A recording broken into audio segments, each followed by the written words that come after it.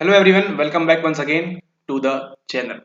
जैसा कि आप सभी जानते हैं, आपके फेज 2 की डेट्स आ चुकी हैं और उसमें आपका मनोविज्ञान, आपका साइकोलॉजी अभी नहीं होने वाला है। ठीक है, तो 28, 1 और 2 को जो एग्जामिनेशन होने वाला है उसमें आपका अर्थशास्त्र वगैरह, इकोनॉमिक्स वगैरह वो सब सारी चीज़ें हैं। तो वो सब आपसे कोई संबंध नहीं है। ऐसी ही बात कर रहे हैं कुछ ये भाई साहब। ठीक है, माइक पे खड़े होकर बोल रहे हैं ये कि आपका फेज 2 का अभी जो एग्जाम है एनटीए वाला, ये अभी नहीं होने वाला है। सवाल ये उठता है, कौन है ये भाई साहब, इनका नाम क्या है? इनका नाम है आपके लिए रोलो में। ठीक है, ये कहते हैं अभी आपको रोने की आवश्यकता नहीं है, अभी आपका एग्जाम अभी नहीं होने वाला है। आपका एग्जामिनेशन हो सकता है मे बी फेज 3 के अंदर या 4 के अंदर, वो तो हमको वक्त ही बताएगा। लेकिन ये क्या बताते हैं उनके बारे में हम बात करते हैं। ये आपके एक अमेरिका के साइकोलॉजिस्ट थे जिनका नाम था रोलो में। ये बढ़ावा देते हैं किसको? ये बढ़ावा देते हैं आपकी अस्तित्वपरक, अच्छा हिंदी, अस्तित्वपरक मनस चिकित्सा को, जिसे हम क्या कहते हैं, जिसे हम कहते हैं आपकी एग्जिस्टेंशियल साइकोथेरेपी। ठीक है, स्टार्टिंग हुई थी इसकी काफी पुराने 19वीं शताब्दी 18वीं शताब्दी में इसकी स्टार्टिंग हो गई थी, जब आपको किरकगार्ड वगैरह और उन जैसे लोग मिलते हैं। लेकिन बाद में अमेरिका में ये बात करते हैं, इनके साथ एक और थे जिनका नाम क्या था, जिनका नाम था विक्टर फ्रैंक। ठीक है, ये दोनों जो भाई साहब हैं ये बात करते हैं किसकी? एग्जिस्टेंशियल साइकोथेरेपी की। तो आप लोग चिंता मत करिए, बस लेक्चर्स वगैरह देखिए और थर्ड फेज का अभी डेट्स आने का इंतजार करिए। उसी के साथ साथ अगर आपने अभी तक टेलीग्राम के ऊपर ज्वाइन नहीं किया है तो टेलीग्राम के ऊपर भी ज्वाइन कर सकते हैं।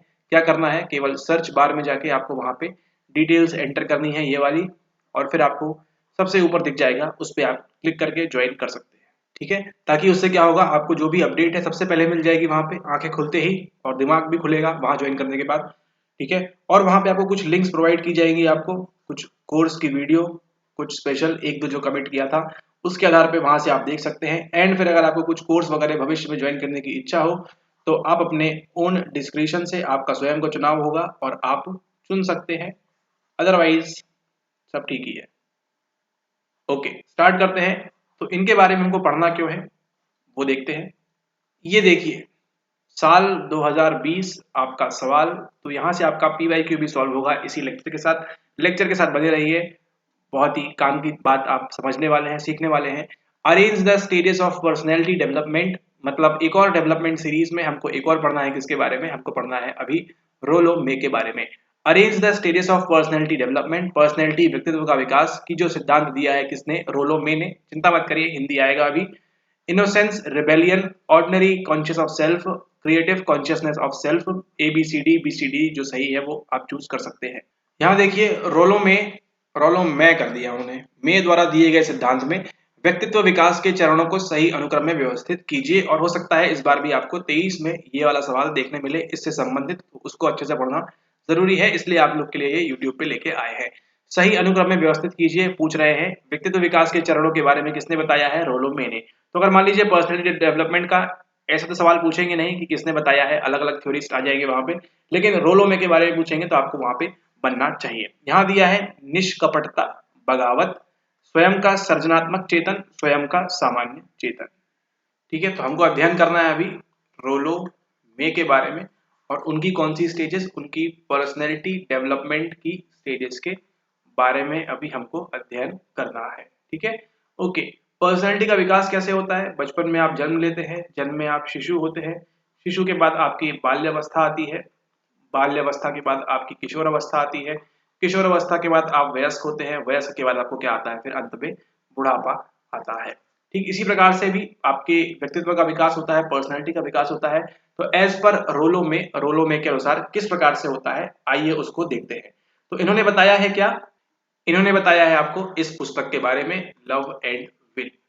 ठीक है, यानी कि प्रेम, स्नेह और आपकी विल बाय रोलो में। पुस्तक कब आती है? पुस्तक आती है तब जब कोई भी आप लोग से उपस्थित नहीं था, 1969 में, है ना। Author of man's search for himself. तो ये जो पुस्तक है, ये किताब है, किसके इर्द गिर्द घूमती है? ये इसके इर्द गिर्द घूमती है कि हमको क्या होना चाहिए, हमको जागरूक रहना चाहिए, हमको अवेयर रहना चाहिए। किसके बारे में? हमको रहना चाहिए डेथ के बारे में, यानी मृत्यु के बारे में हमारा चेतन होना चाहिए, चेतनता होनी चाहिए मृत्यु के बारे में, कि क्या होने वाला है, एक दिन ये अवसर या ये जो क्षण है ये आने वाला है, बजाय इसके कि आप क्या करें, जीवन से आप संघर्ष करें या आप लड़ाई करें या आप उसको अपोज करें। ठीक है, तो आपको क्या होना चाहिए, आपको अवेयरनेस ऑफ डेथ, पूरी कहानी घूमती है इसके इर्द गिर्द, आपको अमेजन पे मिल जाएगी, वहां से आप पढ़ सकते हैं, पढ़ना है तो। अवेयरनेस ऑफ डेथ वैसे नेट के लिए जरूरी नहीं है, नेट के लिए आप लेक्चर्स देखिए, कोर्स वगैरह करिए, बाकी सब तो ठीक ही है। तो अवेयरनेस ऑफ डेथ, इसके इर्द गिर्द घूमती है ये पुस्तक कि आपको क्या होना चाहिए, मृत्यु एक दिन आपकी होने वाली है, इससे आपको जागरूक रहना चाहिए, बजाय इसके कि आप क्या करें, आप लड़ाई करें, प्रतिरोध उत्पन्न करें अपने जीवन में, है ना, अपोज करें अपने जीवन को, है ना, अपोज लाइफ को करें अपने अपने जीवन को। उससे अच्छा ये है कि आप इसके प्रति जागरूक रहें कि एक ना एक दिन ये चीज होने वाली है या ये चीज घटने वाली है। ठीक है, तो इसके अंदर ये बताते हैं किसके बारे में, ये बताते हैं प्रेम के बारे में, ये बताते हैं लव के बारे में, ये बताते हैं स्नेह के बारे में। ठीक है, तो रोलो में ने क्या बताया है आपको, आपको बताया है लव के 5 टाइप, है ना, उनके बुक के अनुसार, उनके अनुसार इन्होंने बताया है इस प्रेम के 5 टाइप के बारे में। ठीक है, तो उसके अंदर 5 प्रमुख प्रकार कौन कौन से बताए हैं रोलो में ने, उसको हम देख लेते हैं। सबसे पहला आता है नंबर फर्स्ट पे आपका लिबिडो। ठीक है, लिबिडो क्या है, ये वही सेम जैसा फ्रॉइड बात करते हैं सेम उसी तरह से है, लेकिन इनका जो पर्सनैलिटी डेवलपमेंट वाला पार्ट है वो उतना स्ट्रिक्ट नहीं है जितना फ्रॉइड टिके रहते हैं पूरा अपने सेक्स के आधार के ऊपर। ठीक है, तो ये उतना संबंधित नहीं है, लेकिन सबसे पहले जो बताई है इन्होंने किसके बारे में, आपको लिबिडो के बारे में। ये क्या है, ये जो लिबिडो है ये है आपकी बायोलॉजिकल ड्राइव, है ना, ये क्या है, ये है आपकी जैविक ड्राइव, आवश्यकता, अंतर्नोद, है ना। ये क्या करता है, ये कैसे संपूर्ण होगा, ये होगा आपकी कोई भी कामुक या फिर लैंगिक क्रिया करके इसको आप क्या करते हैं, इसको आप सेटिस्फाई करते हैं। ठीक है, इसको क्या करते हैं, इससे आप संतुष्टि प्राप्त करते हैं। ठीक है, तो ये हो सकती है दोनों लेवल के ऊपर, है ना, पर्सनल लेवल के ऊपर भी हो सकते हैं और ये इंटरपर्सनल लेवल के ऊपर भी हो सकती है। तो एज पर रोलो में फर्स्ट जो है आपकी लव का टाइप जो है, पहला कौन सा है आपका लिबिडो। ये क्या है, एक प्रकार की जैविक क्रिया है, जैविक अंतर्नोद है, ये जैविक बायोलॉजिकल ड्राइव है, इसकी सभी को आवश्यकता होती है और इसको संपन्न कैसे किया जा सकता है, किसी भी इस चीज में होके आप इसको संतुष्ट कर सकते हैं। फिर इसके बाद नंबर नेक्स्ट पे क्या आता है, आपने ऑलरेडी सुना होगा पहले इसके बारे में, ये है आपका इरोस। इस इरोस के अंदर क्या होना चाहते हैं आप एक व्यक्ति हैं, दूसरे पर्सन के साथ क्या चाहते हैं, आप चाहते हैं यहाँ पे गहन संबंध बनाना, है ना, डीपर रिलेशनशिप बनाना, यहाँ पे डीप रिलेशनशिप बनाना यहाँ पे आप चाहते हैं। इसके अंदर कैसा बोलते हैं, ये बोलते हैं ये स्टार्ट तो आपका फिजियोलॉजिकली होता है, लेकिन धीरे धीरे कैसे डेवलप हो जाता है, ये मनोवैज्ञानिक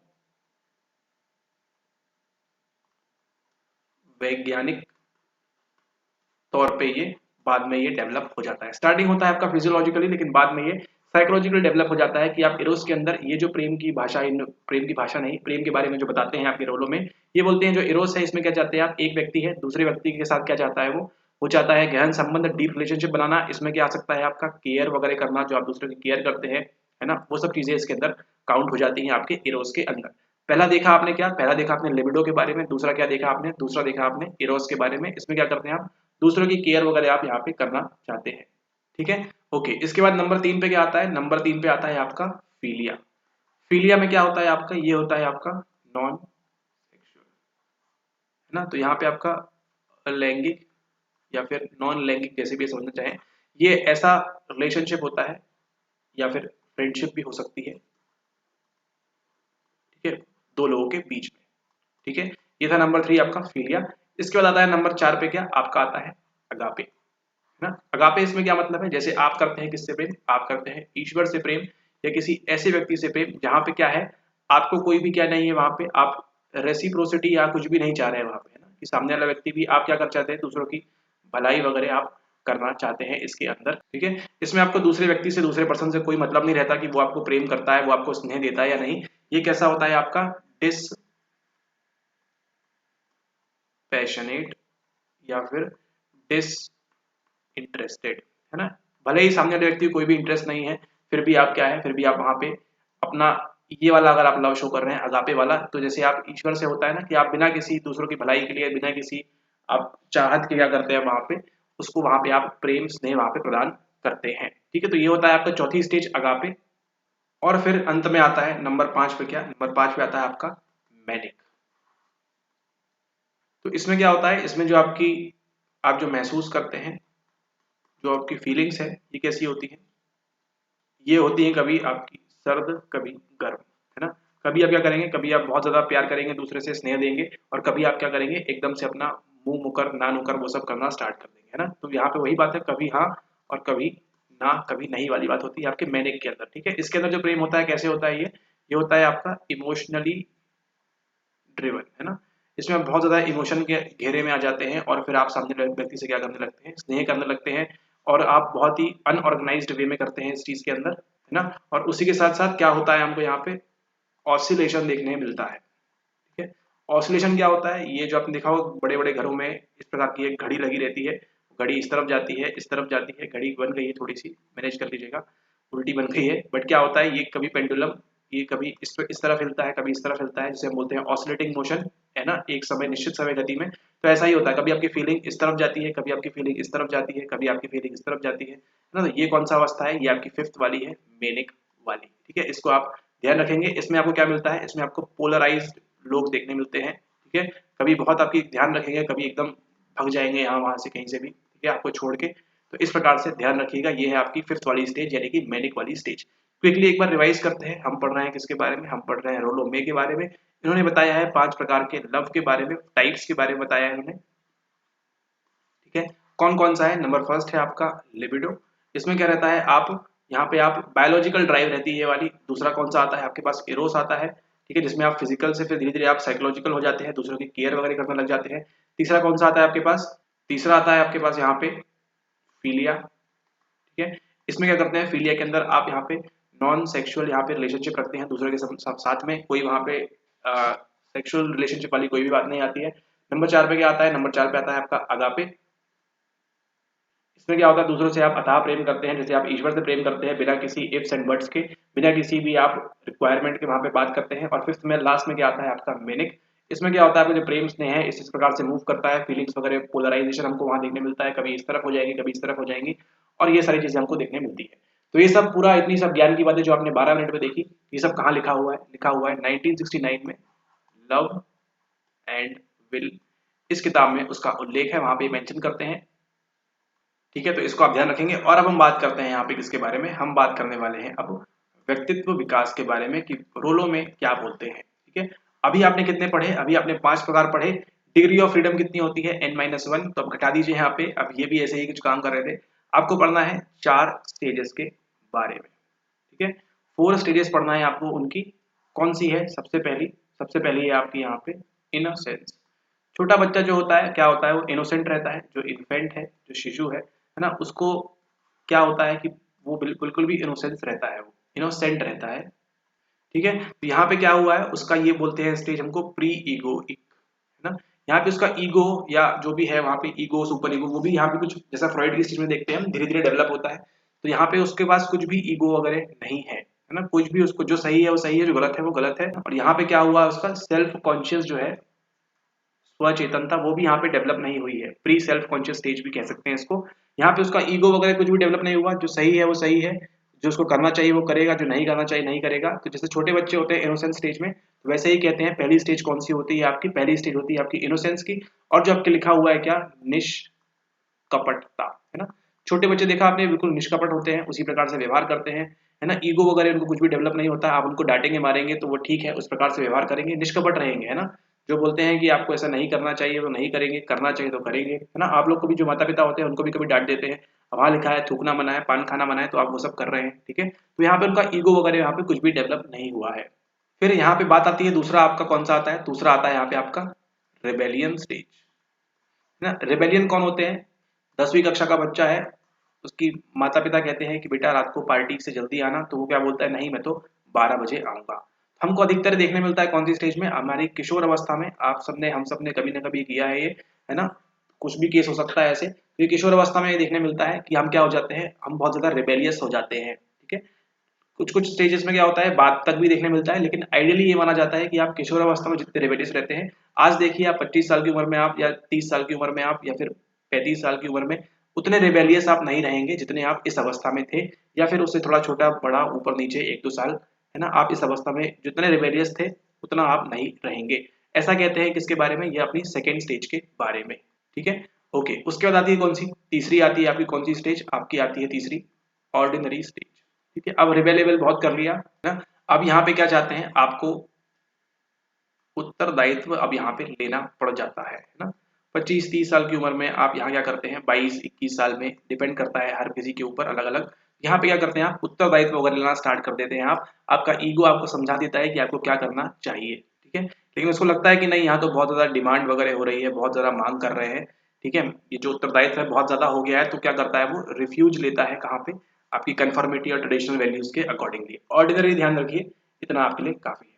नेक्स्ट आता है सबसे आखिरी में क्रिएटिव। ये वही स्टेज है जो आपकी होती है कौन सी, अब आप क्या हो गए हैं, अब आप 25-35 साल 40 साल के हो गए हैं, अब क्या होंगे आप, क्रिएटिव होंगे। आप कैसे होंगे, आप सेल्फ एक्चुअलाइजेशन की तरफ जाएंगे। आप सोचेंगे मैं अपने देश दुनिया घर परिवार के लिए करूं। ठीक है, यही कौन सी अवस्था है आपकी, यही है आपकी अस्तित्व परक अवस्था, है ना। एग्जिस्टेंशियल स्टेज आपकी यही पे जाती है जब आप बात करते हैं किसकी, क्रिएटिविटी के बारे में। क्रिएटिविटी नहीं, क्रिएटिव जब आप होते हैं तब की बात करते हैं आपके रोलों में, फोर्थ अवस्था के अंदर।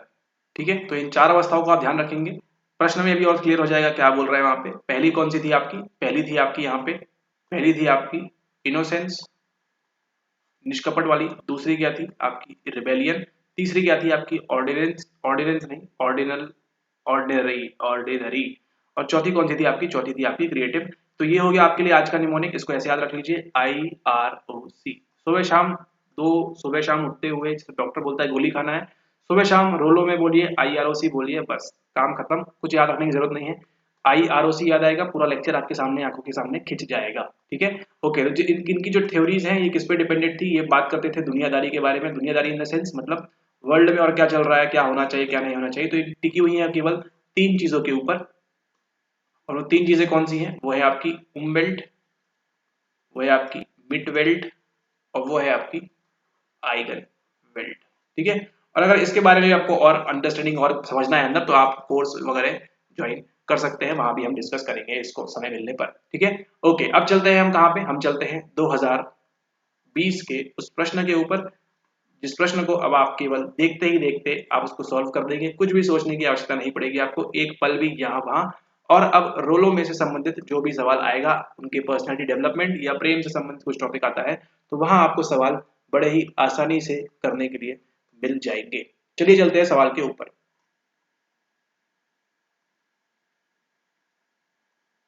ओके, तो ये रहा आपका सवाल रोलो में। फोटो भी देख लिया आपने, इनके बारे में जान भी लिया, इनकी पुस्तक भी देख लिया आपने 1969 में।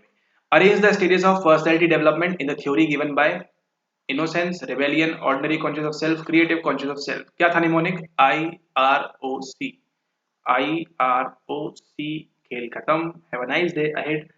ठीक है, ओके। इसको देखते हैं एक बार हिंदी में क्या बोल रहा है यहाँ पे। ये बोल रहे हैं रोलो में द्वारा दिए गए, और हम जो कोर्स है वो हिंदी में भी कराते हैं, है ना। कोर्स हमारा हिंदी में भी चलता है, तो जिस प्रकार से आप यहाँ पे लेक्चर देख रहे हैं, सेम उसी प्रकार के लेक्चर आपको वहाँ भी देखने मिलते हैं। कुछ भी फर्क नहीं होता है, कुछ भी टेढ़ा मेढ़ा वहाँ पे नहीं होता है।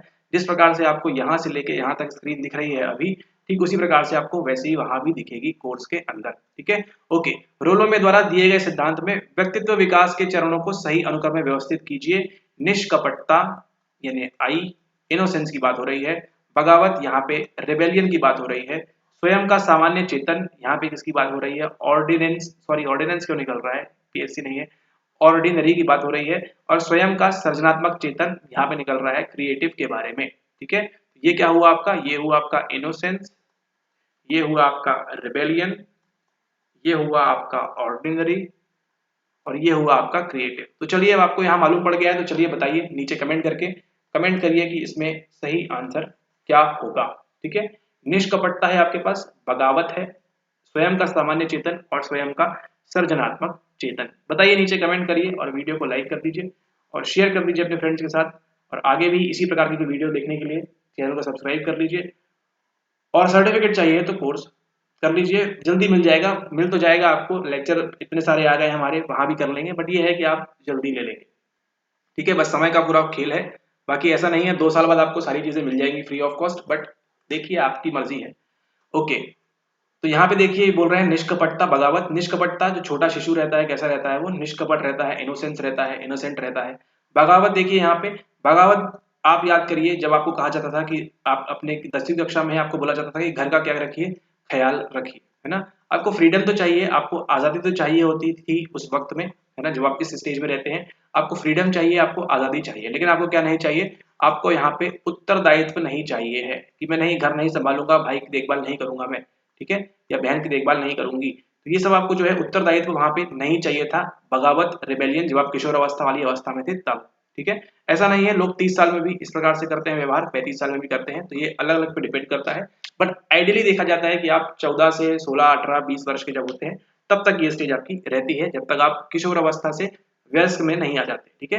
जब आप वयस्क अवस्था में आते हैं तो क्या होता है, स्वयं का सामान्य चेतन। अब आपको चेतन में मालूम है कि हमको जो है घर की रिस्पॉन्सिबिलिटी या फिर उत्तरदायित्व वगैरह ये सारी चीजें हमको लेना पड़ेगी, घर परिवार को देखना पड़ेगा और वो सारी बातें करनी पड़ेगी। उसके बाद आता है नंबर डी पे आपका स्वयं का सृजनात्मक चेतन। अब रिस्पॉन्सिबिलिटी वगैरह हो गया, सब कुछ ठीक हो रहा है, अब क्या करेंगे आप चलेंगे अब सेल्फ एक्चुअलाइजेशन की तरफ, है ना। आप चाहते हैं देश दुनिया में आप कुछ करें, ऐसा कुछ काम कर जाएं कि कुछ खोज कर जाएं, आप कुछ बता जाएं, है ना, देश दुनिया में। तो यहाँ पे होता है आपका स्वयं का सृजनात्मक चेतन। तो निष्कपटता, बगावत, स्वयं का सामान्य चेतन, स्वयं का सृजनात्मक चेतन, जो भी राइट आंसर है नीचे आप उसको कमेंट कर दीजिए। ओके, ठीक है। और टेलीग्राम ग्रुप पे ज्वाइन नहीं किया है, टेलीग्राम ग्रुप पे भी वहाँ पे ज्वाइन कर सकते हैं। एंड आप सभी को all the best upcoming exam के लिए। जल्द ही आपको फेज 3 की डिटेल्स मिलना स्टार्ट हो जाएंगी, तो जैसे ही कुछ अपडेट आती है, कुछ न्यूज़ वगैरह आती है, तो वहाँ आपको टेलीग्राम के ऊपर पहले मिलती है और फिर बाद में वो यूट्यूब के ऊपर आती है। तो वहाँ पे आपको यूट्यूब से भी फेज 3 के बारे में जब भी आपकी परीक्षा होगी मनोविज्ञान की, उसके बारे में आपको अपडेट कर दिया जाएगा। ओके, ठीक है। Thank you very much. 22 तारीख और हम भी 22वें मिनट में प्रवेश करते हुए, thank you very much. Have a nice day ahead. ध्यान रखिए अपना, टेक केयर, गुड बाय।